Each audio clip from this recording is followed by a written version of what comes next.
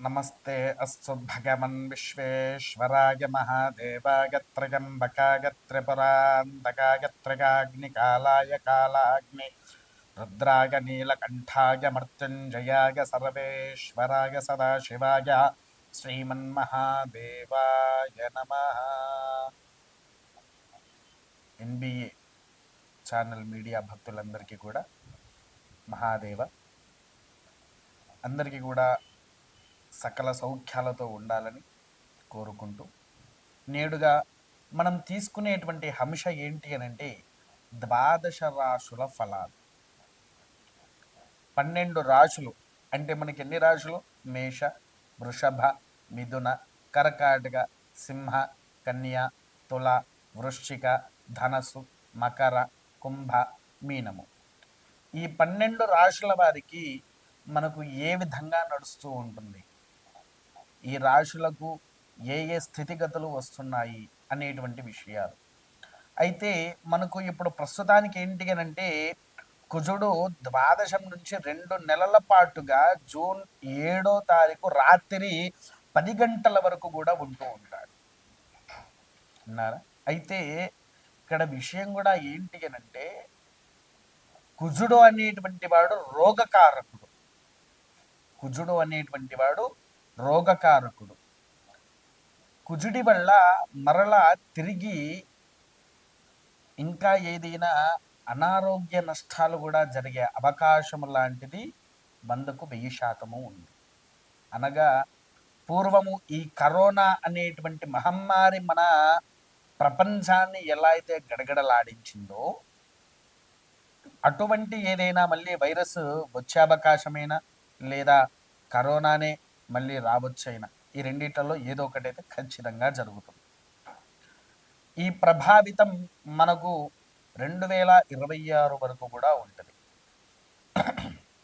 దానివల్ల ఏంటి అనంటే కుజుడు మన యందున ఎప్పటికీ సానుకూలంగా ఉండేలాగా సకల సౌఖ్యంగా మనకు వచ్చేలాగా ప్రతి మంగళవారం రోజున ఏదైనా ఆలయానికి వెళ్ళి నవగ్రహాలు ఉండేటువంటి ఆలయానికి వెళ్ళి ప్రదక్షిణ గావించి కుజుడి దగ్గర ఎర్రబత్తులు వేసి నూనెతో దీపారాధన చెయ్యాలి. ఈ దీపారాధన చేస్తే మనలో వచ్చేటువంటి ఏదైతే రోగాలు ఉన్నాయో అట్టి రోగాలను హరింప చేయడానికి ప్రధాన మూల కారణము అవుతుంది. అంతేకాకుండా చాలామంది అభిషేకము దగ్గర కుజుడి దగ్గరకు వచ్చేసరికి పంచామృతాలతో అభిషేకం చేస్తూ ఉంటారు. కాకపోతే ఈ ఒక్కసారి నేను చెప్పిన విధంగా ఈ విధంగా చేయండి. ఏంటి అనంటే ఒక 1/2 లీటర్ ఆవు పాలైనా ప్యాకెట్ పాలైనా ఏదైనా సరే తీసుకోండి. తీసుకొని దాంట్లో 1/2 కిలో కుంకుమ వేసి ఎర్ర కుంకుమ వేసి బాగా కలిపి ఆ పాళ్లతోనే కుజుడికి అభిషేకం గావించండి.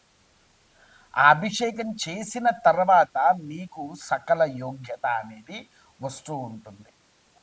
విన్నారా?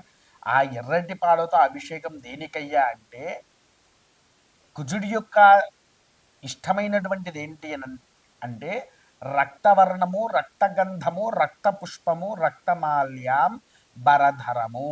అంటే కుజుడికి ఎర్రటి వస్త్రాలు కానీ ఎరుపు రంగులో ఉండే పుష్పాలు కానివ్వండి, ఎర్రటి వస్తువులు ఏదున్నా కూడా ఆయనకు చాలా ఇష్టమైనటువంటివి. ఆయనకు ఆ ఎర్రటి పాలతో అభిషేకము చేస్తే నీలో ఉండేటువంటి రోగం నిరోధక అనేటువంటిది జరుగుతూ ఉంటుంది.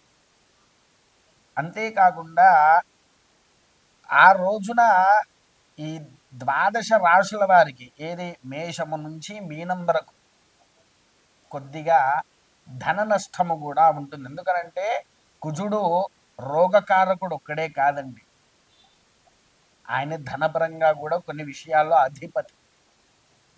అప్పులు బాగా అయ్యేటువంటివి, తెలియని ఖర్చులు కూడా మనకు అవుతూ ఉంటుంది. తెలియని ఖర్చులు అవుతూ ఉంటాయి, తెలియకుండా అప్పు చేస్తూ ఉంటాము. ఈ రోగకారకంలో హాస్పిటల్కని వాటికని మనం కూడా వెళ్ళేసేసి చాలా డబ్బులు కూడా ఖర్చు పెట్టడం జరుగుతూ ఉంటుంది.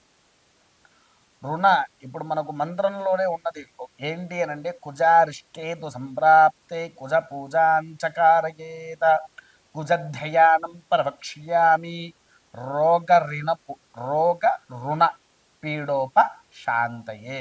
ఏంటిది? రోగ రుణ పీడోప శాంతయే. రుణ బాధతో ఉండేటువంటి వారు, అప్పుల్లో ఉండేటువంటి వారు 41 రోజుల పాటు దీక్షగా ఉంటూ స్వామివారి యొక్క అంగారక కవచ స్తోత్ర పారాయణము చేస్తే, అంగారక కవచ స్తోత్ర పారాయణాన్ని చేస్తే మనలో ఉండేటువంటి రోగ దోషాలు ఏవైతే ఉన్నాయో అట్టి దోషాలు కూడా నివారణ అవుతూ ఉంటాయి. అంతేకాకుండా కుజుడి యొక్క అష్టోత్తర శతనామాలు ఏవైతే ఉన్నాయో అట్టి అష్టోత్తర శతనామాలను కూడా మీరు అధిష్టాధికం చేసుకొని ఆ అష్టోత్తర శతనామవళితో స్వామివారికి రక్త పుష్పాలతో అర్చన చేస్తూ ఉండాలి. రక్త పుష్పాలు అనగా ఎర్రటి పుష్పాలు, గులాబీ కావచ్చు, నూరువరహాలు కావచ్చు, అలా మనకు ఎరుపు రంగులో ఉండేటువంటి ఏ పుష్పముతోనైనా స్వామివారికి అర్చన అనేది 108 నామాలతో గావిస్తూ ఉండాలి. ఇది ప్రథమంగా మనం ఆచరించాల్సినటువంటి నియమాలు. తర్వాత కుజుడికి ఈ 41 రోజుల పాటుగా మీరు స్వామివారికి ఆగకుండా ప్రతిరోజు 41 రోజుల పాటు 11 ప్రదక్షిణాలు గావించండి. 12 రాశుల వారు 11 ప్రదక్షిణాలు చేసినటువంటి ఎడల సకల యోగ భోగ భాగ్యాలు కూడా మనకు దక్కేటట్టుగా, మనలో ఎటువంటి రోగాలు కూడా రానియకుండా మనల్ని రక్షిస్తూ ఉంటాడు. తదుపరి తులారాశి. తులారాశి వారికి అత్యంత అనుకూలమైనటువంటి స్థితిగతుల్లో ఉన్నారండి. అంటే అద్భుతమైన ఫలితాలు వస్తాయి మీకు. మీరు ఎదురు చూస్తున్నటువంటి మంచి రోజులు ఏవైతే ఉన్నాయో ఆ రోజులు మీకు రాబోతున్నాయి అని కూడా చెప్పవచ్చు. ఉద్యోగపరంగా కానివ్వండి, మంచి ఉద్యోగం అనుకున్న వారికి ఉద్యోగం వస్తుంది. వ్యాపారంలో మీకు అధికమైనటువంటి మించినటువంటి ఆదాయము మీకు లభిస్తుంది. అంతేకాకుండా రాజకీయ వ్యవస్థలో ఉండేవారికి అద్భుతమైన రంగాలను కూడా మీరు ఆగమిస్తూ ఉంటారు. సినీ రంగంలో ఉండేవారికి అద్భుతమైనటువంటి షెడ్యూల్స్ వస్తూ మంచి బిజీ షెడ్యూల్గా మారిపోతారు. క్రీడారంగంలో ఉండేవారికి కూడా అదే అన్ని రకాలుగా సుఖ సౌఖ్యాలతో ఉంటారు. కాకపోతే ఏంటి అని అంటే విద్యార్థులు మాత్రము చదువు విషయంలో సమ్మగిల్లుతూ ఉంటారు. వారికి మీరు ఏం చేస్తారంటే గణపతి పగడము తయారు చేసి ఆ గణపతి పగడ తెప్పించుకొని బంగారముతో లాకెట్ తయారు చేయించి గణపతి హెధరణ శీర్షంతో ఆ యొక్క గణపతి లాకెట్కి అభిషేకం చేయించి పిల్లవాడి మెడలో అది కట్టండి. అంతేకాకుండా మీరు ముఖ్యంగా అందరూ కూడా పాటించాల్సిన విషయం కూడా ఏంటంటే ప్రతిరోజు సాయంకాలంలో ఆవు నేతితో దీపం పెట్టి కనకధారా స్తోత్రాన్ని పఠించండి. ఉదయం పూట ఆదిత్య హృదయ పారాయణాన్ని ఆచరించండి. ఇవి ఆచరిస్తే గనక మీకేమైనా తెలిసి తెలియక వచ్చే కష్టాలను ఆపిచ్చేసేసి అద్భుతమైనటువంటి ఆరోగ్యాన్ని, అద్భుతమైనటువంటి ధనాన్ని మనకు ఇస్తూ ఉంటారు. కాబట్టి అది చూడండి.